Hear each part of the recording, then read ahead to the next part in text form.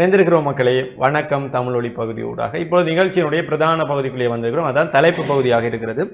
வழமை போலவே தலைப்பு பகுதியிலே தினம்தோறும் நல்ல பல விடயங்களை தலைப்பாக உங்களோடு கதைத்துக் கொண்டிருக்கிறோம். இன்றைக்கும் என்னத்தை பற்றி கதைக்கப் போகிறோம் என்றால் இரக்கத்தை பற்றி தான் கதைக்கப் போகிறோம். ஏனென்றால் இன்றைக்கு உலக இரக்க தினமாக இருக்கிறது. அரக்கர்கள் சூழ்ந்திருக்கக்கூடிய இந்த உலகத்திலே இரக்கத்தை பற்றி இன்றைக்கு கதைக்கப் போகிறோம். ஏனென்றால் இன்றைக்கு உலகத்தினுடைய இரக்க தினம். ஏனென்றால் எல்லாருமே இன்றைக்கு இரக்கமாயிருப்போம் என்று கூறிக்கொண்டு நாங்கள் இந்த இரக்க தினத்தை பற்றி கதைப்போம். இந்த இரக்க தினம் என்று வரும் பொழுது இது வேர்ல்ட் ஹைனஸ் டே என்று கூறுவாங்கன்னா நாங்கள் எல்லாரிடத்துமே இரக்கமாக இருக்கணும். அது மனிதர்கள் என்பதை தாண்டி விலங்குகள் அதுகள் இதுகள் எல்லார்ட்டையுமே நாங்கள் இரக்கமாக இருக்கணும். ஆனால் இன்றைக்கு இருக்கக்கூடிய பிரச்சனை எல்லாவரிடம் இரக்கமாக இருக்கக்கூடிய நாங்கள் மனிதர்களோடு இரக்கமாக இருக்கிறோம் இல்லை என்பது இன்றைக்கு பெரிய பிரச்சனையாகவே இருக்கிறது.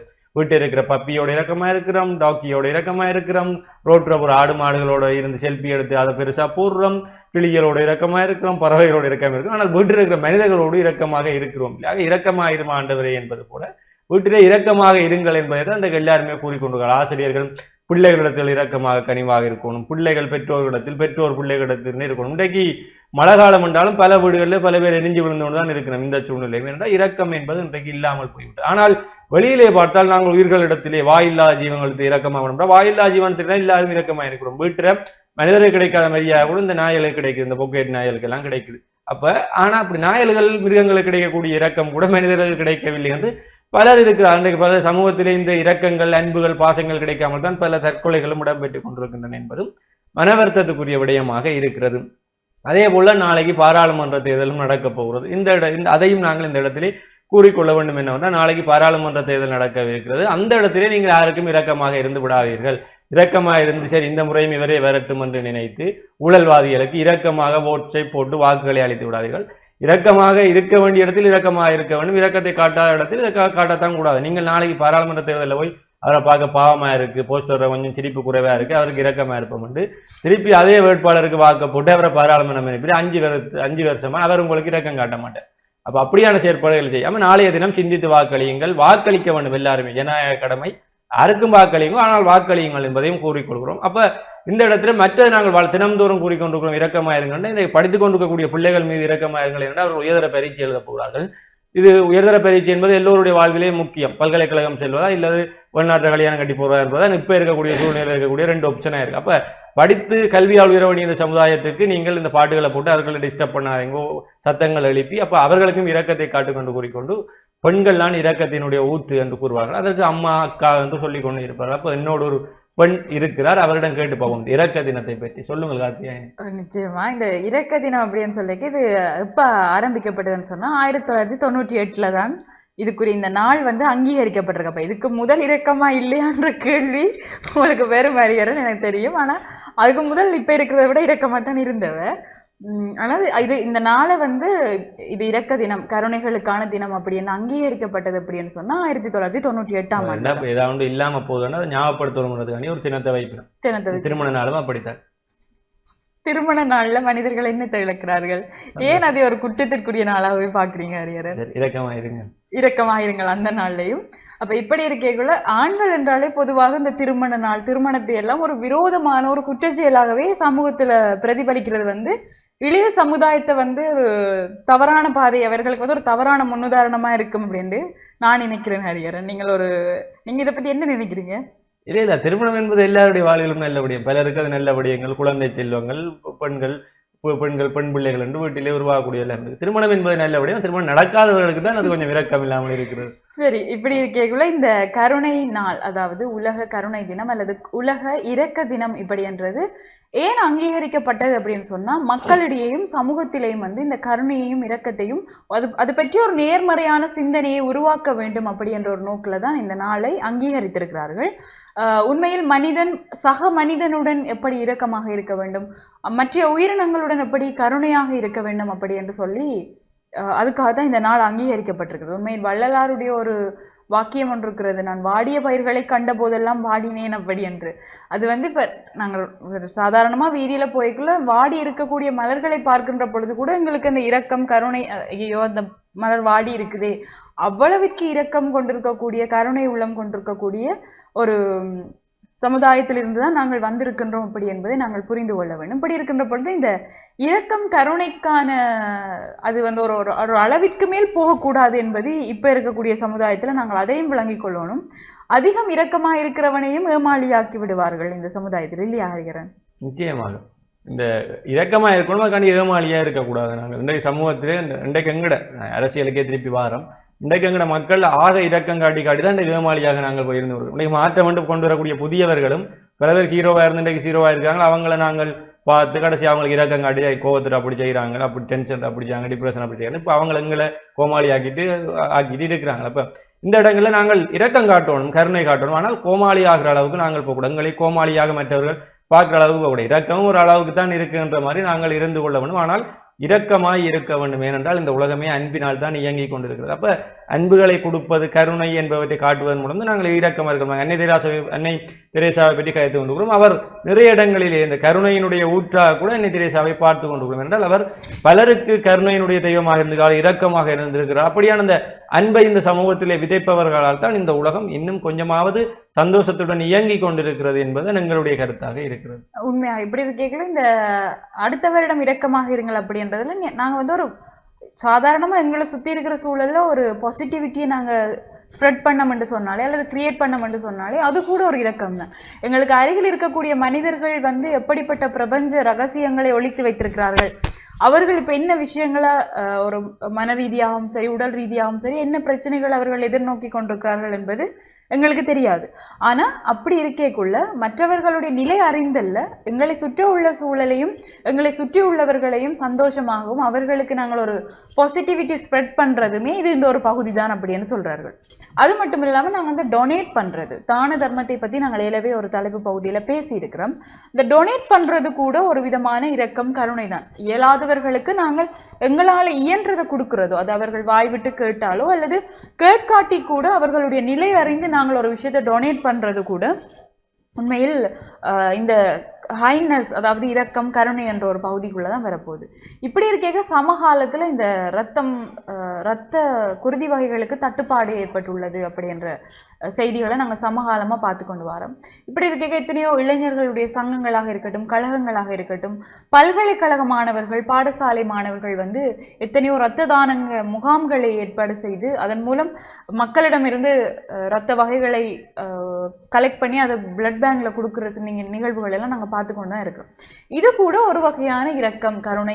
என்னட்டா ஒரு ஆரோக்கியமான ரத்தம் இருக்குது, அது தேவைப்படுற ஒரு ஆளுக்கு நாங்க கொடுக்குறோம். நாங்க எந்த விதமான பணங்களை எதிர்பார்த்தோ அல்லது எந்த ஒரு விதமான என்னுடைய பிற்காலத்தில் இது எனக்கு ஒரு நன்மையாக வந்தடையும் என்று எதிர்பாராமல் நாங்கள் செய்யக்கூடிய அந்த இரக்கம், அந்த மற்றவர்களை காட்டக்கூடிய கருணை என்பது சமகாலத்துல இருக்கக்கூடிய ஒரு விஷயமா தான் இருக்கு. இன்னைக்கு எத்தனையோ இரத்த தான முகாம்களும் இடம்பெற்று கொண்டு தான் இருக்குது. அதை விட சக எங்களுடன் இருக்கிறவங்களுக்கு நாங்க வந்து அன்பா இருங்கள், கருணையாக இருங்கள், அடுத்த வருடம் இரக்கம் காட்டுங்கள் அப்படி என்று சொல்றது கூட நாங்கள் இந்த இரக்கம் கருணையானவர்கள் என்பதில் ஒரு பகுதியாகத்தான் இருக்குது. கொஞ்சம் கருணையாக இருங்கள் அப்படி என்றது. உண்மையில் நாங்கள் எங்களுக்குள் இருக்கக்கூடிய இந்த மிருகத்தனம் என்பது மனிதர்கள் தானே, எங்களுக்கு கோபம் வரும். நாங்களும் சில நிலைகள்ல வந்து சில சந்தர்ப்பங்கள்ல வந்து நிலை குலைந்து போகலாம். இப்படி இருக்கின்ற பொழுது எல்லா மனிதர்களுமே ஏதோ ஒரு இடத்துல தவறிழைத்திருப்பார்கள் அல்லது அவர்களுக்குள்ள இருக்கக்கூடிய அந்த மிருகத்தன்மை என்பது வெளியில் வந்திருக்கும். இன்றைக்கு ஒரு இவ்வளவு காலம் நாங்கள் கடந்து வந்திருக்கிற மனிதர்களை கேட்டால் தெரிந்திருக்கும். எத்தனையோ தடவை அவர்கள் யாரோ ஒருவரை மனதளவில் துன்புறுத்தி இருக்கலாம், யாரோ ஒருவரை வந்து ஏதோ ஒரு விடயங்களுக்காக கண்ணீர் சிந்த வைத்திருக்கலாம். அந்த இடங்களில் நாங்கள் இரக்கமற்றவர்களா கருணையற்றவர்களா அப்படின்னு சொன்னா there is no regrets about past அப்படின்னு சொல்வார்கள். கடந்த காலத்தை பற்றி எந்த கவலையும் எங்களுக்கு தேவையில்லை. நீங்கள் கடந்த காலத்தில் செய்த பிழைகளை உங்களை நீங்களே மன்னித்துக் கொள்வதும் உங்கள் மீது நீங்கள் காட்டக்கூடிய ஒரு கருணை தான் என்பதை நாங்கள் இந்த நிகழ்ச்சியூடாக நேயர்களுக்கு அதை கொண்டு சேர்ப்பதற்கு ஒரு வாய்ப்பாக இருந்திருக்கிறது. இதுவரை செய்திருக்கக்கூடிய பிழைகளை எல்லாம் நினைத்து நீங்கள் ரிக்ரெட்ஸ் பண்ணிக்கொண்டு அதை நினைத்து கவலைப்பட்டு கொண்டிருக்கிறீர்கள் என்று சொன்னால் உங்கள் மீது நீங்கள் இரக்கமாக இருங்கள், உங்கள் மீது நீங்கள் கருணையாக இருங்கள். அது உங்களை இன்னும் வளப்படுத்தும் அப்படி என்ற விஷயத்தையும் இந்த வேர்ல்ட் ஹைனஸ் டேல நாங்கள் நேயர்களுக்கு சொல்லக்கூடிய ஒரு விஷயமா இருக்கு. நிச்சயமா இப்படி இருக்கும் பொழுது நாங்கள் இரக்கத்தை வந்து அன்பானவர்கள் எங்களோடு இருக்கக்கூடியவர்களுக்கு நம்மளாவே இரக்கத்தை காட்டுவோம். ஆனா இந்த பல இடங்களில் நாங்கள் யாருக்கு இரக்கத்தை காட்டணும்னா நாங்கள் எதிரியாக யார் நினைக்கிறோம், யார் இயலாமை எங்களோட மோதி யார் இயலாமை இருக்கணும் அவர்களுக்கு இரக்கத்தை காட்டி பிழைச்சி போண்டு விடக்கூடியது. இது பார்த்தீங்கன்னா இந்த ராமாயணத்துல ராவணன் இந்த ஆயுதங்கள் எதுவும் இல்லாம ராமன் சொல்றாரு இன்று போய் நாளை வான் ராமனை சின்ன அவர் கொள்ளலாம், யுத்த விதிமுறைகள் பல இடங்கள்ல மீறப்பட்டிருக்கு, விதிமுறையை முறைய ஒரு நாளையே கொண்டு போகலாம். ஆனால் இரக்கத்தை காண்பித்து இன்று போய் நாளை வா, நீ நன்றைக்கு போய் கூட திருந்துவதற்கான சான்சஸ் இருக்கு, போய் வாண்டு விடுற.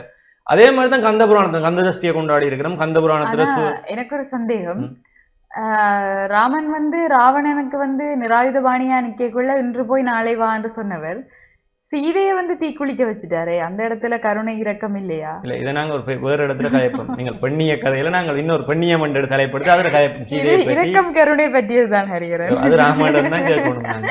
அப்ப அப்படி இருக்கும் பொழுது இந்த கந்த புராணம் கந்த சஷ்டியை கொண்டாடி விழாவை அனுஷ்டித்திருக்கிறோம். இப்பொழுது இந்த சூரபத்மனையும் முருகன் அவனை கொல்லவில்லை, அவனை சேவலும் மயிலுமாக. ஏனென்றால் சூரபத்மனுடைய மனைவியினுடைய மாங்கல்யத்தை பாதுகாக்க வேண்டும் என்பதற்காக சூரபத்மனுடைய மனைவி கூட புலம்பும் போது கூறுகிறாள், நீ சாகவில்லை, முருகனுடைய வாகனமாக மாறிவிட்டான், சேவலும் மயிலுமாக மாற்றி அங்கே கருணையை கொடுத்திருக்கிறார். அதனால்தான் கந்தனை கருணையின் கடவுள் என்று கூறுவார்கள். அப்ப சூரனையை கூறுகிறான், கந்தனுடைய இதை பார்த்து தன்னுடைய இரக்கம் எல்லாம் உருகி மெழுகாக உருகி தான் வந்தேன் என்று கூறுகிறான் கந்த புராணத்தில். அப்படி எதிரிக்கு கூட இரக்க குணத்தை காட்டக்கூடியவர்களாக நாங்கள் இருக்க வேண்டும். அது எங்களுடைய இந்த தமிழர் பூமிகளில் இருக்கக்கூடிய தலைவர்களும் எதிரிகளுக்கு பல இடங்களிலே இரக்கத்தை காட்டி இருக்கிறார்கள். சில இடங்களில் அப்படி காட்டிய இரக்கங்கள்லாம் இன்றைக்கு நாங்கள் இல்லாமல் போவதற்கும் காரணமாக இருந்திருக்கிறது. அப்படி இருக்கும் பொழுதும் இந்த இரக்கம் என்பது எல்லாருடைய வாழ்விலுமே இன்றியமையாத ஒன்றாக இருக்கிறது. இந்த இரக்கத்தை நாங்கள் எங்கே பார்க்கலாம் என்றால், வீட்டில் இருக்கக்கூடிய விலங்குகளுக்கு ஒரு இரக்கத்தை காட்டணும்னா அதுல உடனே ரியாக்ட் பண்ணும். அதுகளுக்கு நாங்கள் வளர்க்கக்கூடிய செல்ல பிராணிகள் அல்லது வீட்டில் இருக்கக்கூடிய நாய், நல்லா ஒரு நாயோட வீட்டில் வளர்ந்து அதுக்கு இரக்கமா எல்லாம் செஞ்சுட்டு ஒரு நாள் நாங்கள் வீட்டை போக பிந்திட்டோம்னா அது வாசல்லே எங்களை தேடிக்கணும், போன உடனே பாஞ்சு அடிச்சு எங்களுக்கு மேலே ஏறி விழுந்து கத்தி கூச்சலிட்டு நாங்கள் காட்டியிருக்கக்கூடிய இரக்கத்தினுடைய வெளிப்பாடு, அன்பினுடைய வெளிப்பாடு, அந்த பாசத்தினுடைய வெளிப்பாடை அவைகள் உடனே எங்களுக்கு காட்டி கொடுக்கும். ஏனென்றால் அவைகள் வாய் பேச முடியாதவை, ஆனால் தங்களுடைய செயற்பாடுகள் மூலம் தங்களுடைய பாசத்தையும் அரவணைப்பையும் எங்களுக்கு காட்டி கொண்டிருக்கும். அதனால்தான் இரக்கமாய் இருக்க வேண்டும் என்று நாங்கள் கூறிக்கொள்கிறோம். அடுத்த ஒரு விடயம் என்னவென்றால், இன்றைக்கு இந்த பாராளுமன்ற தேர்தலில் வெற்றி பெறப்போவர்களுக்கு வாழ்த்துக்கள். வெற்றி பெற்று நீங்கள் பாராளுமன்றம் சென்ற பிறகு இரக்கமாக இருந்து கொள்ளுங்கள் என்பதை நாங்கள் கூறுகிறோம். எங்கள் மக்கள் மீது இரக்கமாய் இருங்கள். அல்லது பாராளுமன்ற தேர்தலிலே தோல்வியடைந்திருக்கக்கூடியவர்கள், பாராளுமன்றம் செல்ல முடியாதவர்கள், வாக்களிக்காதவர்கள், மக்கள் வாக்களிக்கவில்லை என்று எங்கள் மீது உங்களுடைய வன்மத்தை கொட்டி விடாதீர்கள். நீங்களும் இரக்கமாயிருங்கள். திருந்தி மீண்டும் அடுத்த பாராளுமன்ற தேர்தலில் நீங்கள் மக்கள் மனங்களை வெல்வதற்கான வாய்ப்பும் இருக்கிறது. ஆக அரசியலில் இருக்கக்கூடியவர்கள் யாராக இருந்தாலும் இரக்கமாக இருங்கள் என்றுதான் இந்த இரக்க தினத்திலே நாங்கள் உங்களை நோக்கி கேட்கக்கூடிய விடயமாக இருக்கிறது. அதே நேரம் பெற்றோர்கள் பிள்ளைகள் மீது எப்பொழுதுமே இரக்கமாக, இன்றைக்கு பெற்றோர்கள் தண்டித்து, பெற்றோர்கள் அடித்து காயங்கள் பட்டு வைத்தியசாலைகள் கூட பிள்ளைகள் இருக்கிறார்கள். அப்படி என்ன பிள்ளைகளை அடித்து வைத்தியசாலைக்கு அனுப்புற அளவுக்கு என்னத்தை நீங்கள் வன்மத்தை பெற்றோர்களாக இருந்து காட்டுறீங்க என்பது கூட இருக்கு. ஆசிரியர்களும் அதுதான் பிள்ளைகளை இன்றைக்கும் அதிகமாக துன்புறுத்துவதற்கான செய்திகள் கொண்டிருக்கும். எனவே நாங்களும் அடி வாங்கி படிச்சிருக்கோம். ஆனால் வைத்தியசாலையில் அனுமதிக்கப்படும் அளவிற்கு ஒரு ஆசிரியர் அடித்தார் என்பது அவர் இரக்கமாகவே இருக்கவில்லை என்பதற்கான எடுத்துக்காட்டு தான் இருக்கு. அப்படி எல்லாருமே இரக்கமாக இருக்க வேண்டும். இரக்கம் ஒன்றுதான் எங்களை உயிர்ப்பித்துக் கொண்டிருக்கும். ஆகவே எதிரிகளுக்கு கூட இரக்கத்தை காண்பிக்கும் மரபிலிருந்து வந்தவர்கள் இந்த மண்ணிலையும் காட்டியிருக்கிறோம். ஆகவே எங்களை எதிர்ப்பவர்கள் அவர்களால் இயலாமல் நிற்கும் பொழுது அவர்களுக்கும் இரக்கத்தை காட்டி பிழைத்து விடுகின்ற விடுவதுதான் நன்மை பயக்கும் விடயமாக இருக்கும். அப்ப இரக்கமாய் இருப்போம் என கார்த்திகாயன். நிச்சயமாக இந்த அன்பு, கருணை, இரக்கம் அப்படியெல்லாம் சொல்லிக்கொள்ள அது ஒரு விதமான மொழி. காது கேட்காதவர்களாலும் அதை கேட்க முடியும், கண் பார்க்க முடியாதவர்களாலும் அதை பார்க்க முடியும் அப்படி என்று சொல்லுவார்கள். உண்மையில் அதிகம் நாங்கள் ஒருவர் மீது அன்பு வைத்திருப்பதோ இரக்கம் கருணை காட்டுவதோ சில வேளைகளில் ஏமாளியாக்கிவிடும். அந்த அளவிற்கு இல்லாமல் கொஞ்சம் தெளிவாக நேயர்கள் புரிந்து கொள்ள வேண்டும். கொஞ்சம் தெளிவாக விழிப்பாக நீங்கள் இருந்து மற்றவர்கள் மீது சாதாரணமாக உங்களுடைய கருணை இரக்கத்தை காட்டுவது அப்படி என்பது உண்மையில் இந்த காலத்தில் தேவையான ஒரு விஷயமாகத்தான் இருக்கின்றது. நாங்கள் சமகாலத்தில் இடம்பெற்றுக் கொண்ட செய்திகளை வாசிக்கின்ற பொழுது கிணற்றில் ஒருவர் சடலமாக மீட்பு, வனத்தில் ஒரு மூதாட்டி ஒருவரின் சடலம் கிடைக்கப்பட்டுள்ளது. இவர்கள் எல்லாருமே இந்த பூமியில் வாழுகின்ற வரை ஒன்றிற்கான தேடல் எல்லா மனிதர்களுக்கும் இருந்து கொண்டுதான் இருக்க போகின்றது. அது இந்த அன்பிற்கான தேடல் தான்.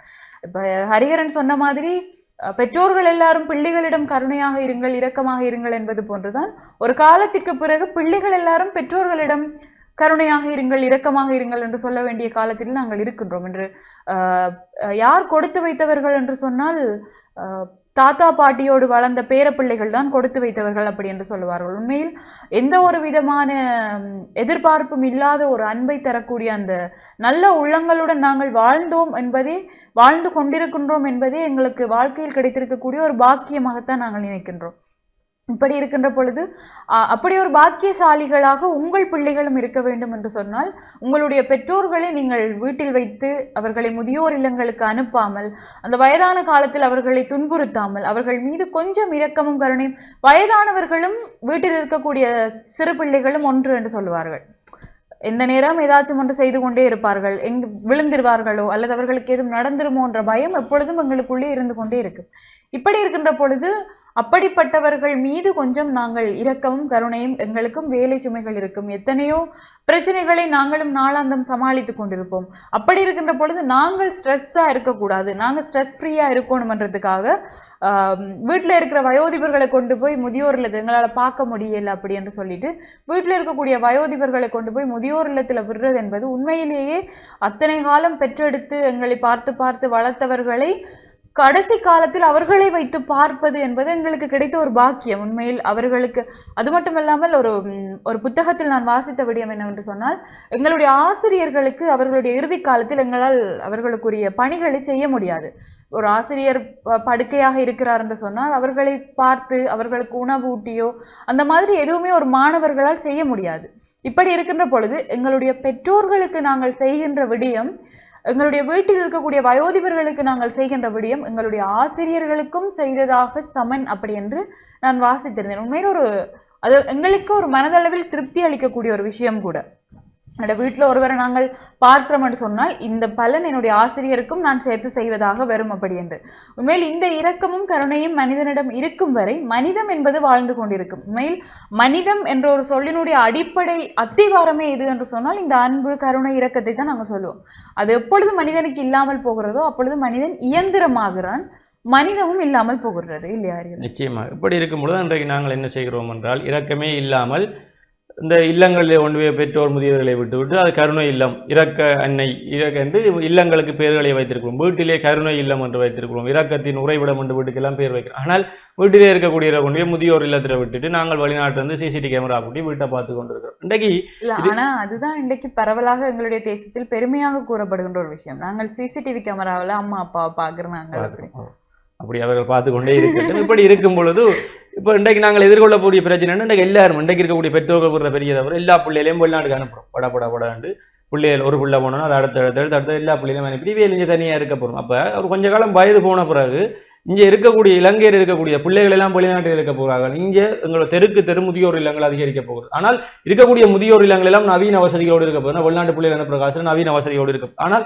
வீடுகளிலே ஒரு பெற்றோர்களும் இருக்க போவதில்லை. எல்லாருமே முதியோர் இல்லங்கள்ல இருக்க போகிறார்கள். வேலை வாய்ப்புகள் எல்லாம் முதியோர் இல்லங்களில் பலருக்கு உருவாகும் என்றால் எல்லா பிள்ளைகளையுமே வெளிநாடு அனுப்பிட்டு இங்கே இருக்கக்கூடியவர்கள் தனியாக இருக்க போகும். மிகப்பெரிய ஒரு தவறான செயல்களை செய்து கொண்டிருக்கிறார்கள். முதியோர் இல்லங்கள் என்பது சாதாரண ஒரு விடயங்களாக இங்கே மாறப்போகிறது என்பதற்கான அறிகுறியாகத்தான் இருக்கிறது. ஆகவே வெளிநாட்டில் இருக்கக்கூடிய பிள்ளைகள் ஓரளவு நீங்கள் பொருளாதாரத்திலே பலமடைந்து விட்டீர்கள், பெற்றோர்களோடு இருப்பதற்காக இங்கே வந்து கொள்ளுங்கள். என்றால் வாழ்நாள் முழுக்க உங்களோடு அர்ப்பணித்தவர்கள் கடைசி காலங்களில் நீங்கள் இல்லாமல் கொடிது முதுமையில் தனிமை கொடிது என்று கூறுவார்கள். அந்த கொடிதை கொடுத்து விடாதீர்கள் அவர்களுக்கு. என்றால் முதியோர் இல்லங்கள் சில நிலைகளை நாங்கள் முதியோர் இல்லங்களுக்கு செல்லும் பொழுது அவர்கள் கூறும்படி எங்கள் கோடியாக வங்கி கணக்குகளிலே வைத்திருப்பார்கள். ஆனால் அவர்களுக்கு அந்த ஒரு சந்தோஷமே இல்லாமல் இருக்கிறார்கள். எனவே அப்படியான விடயங்களை செய்யாதீர்கள், பெற்றோர்களுடன் இருக்க பாருங்கள். அடுத்ததாக இந்த வீதியோரங்களிலே பல பிள்ளைகள் இந்த பாடசாலைகள் விடுமுறை விட போகிறது. இந்த வன்னி பகுதிகள் காட்டுப்பகுதிகள் எல்லாம் வீதியோரங்களிலே இந்த சுடு மணலில் சுடு ரோடு தார் ரோட்டில் இருந்து இந்த பழங்கள் விற்று கொண்டிருப்பாங்க. சொப்பின் பேக்கெட் போட்டு சின்ன பிள்ளைகள் அவர்களை கடந்து செல்லும் பொழுது அவர்களுடைய அன்றாட செலவுக்காகவாது ஒரு 100 ரூபா 200 ரூபா கொடுத்து அவர் பழங்களை அவர்கள் விற்கும் பொருட்களை வாங்கி செல்லுங்கள் என்றால் அவர்களுக்கு அதுதான் பாடசாலை விடுமுறை காலங்களிலே அப்படி பெற்றோர்கள் அனுப்பிவிடுவார். அப்படி வீதிகளில் இருக்கக்கூடிய சிறுவர்களை கண்டால் கொஞ்சம் இரக்கமா இருங்கள் என்று கூறிக்கொண்டு இரக்கமா இருப்போம். எல்லாரும் மீண்டும் கூறுகிறோம், நாளைக்கு பாராளுமன்ற தேர்தல், நாளைக்கு இரக்கமாக இருந்து விடாதீர்கள். உங்களுடைய பொன்னான வாக்குகளை வீணடித்து விடாதீர்கள். போலி அரசியல்வாதிகளுக்கு இரக்கத்தை காட்டி விடாதீர்கள் என்று கூறிக்கொண்டு இந்த இரக்க தினத்திலே இன்றைக்கு ஒரு நாளாச்சும் இரக்கமாக இருக்க முயற்சித்து பார்ப்போம். இது நல்லா இருந்தால் தொடர்ச்சியாக இரக்கமாக இருப்போம் என்று கூறிக்கொண்டு நாங்களும் உங்களிடமிருந்து விடைபெற்று செல்ல போகிறோம். மற்றும் ஒரு நிகழ்ச்சியில் உங்களை சந்திக்கும் வரை உங்களிடமிருந்து விடைபெற்று செல்லும் நான் என்றும் உங்கள் அன்பின் கரிகரன் மற்றும் ஹார்தியா ராஜேஷ். நன்றி நேயர்களே.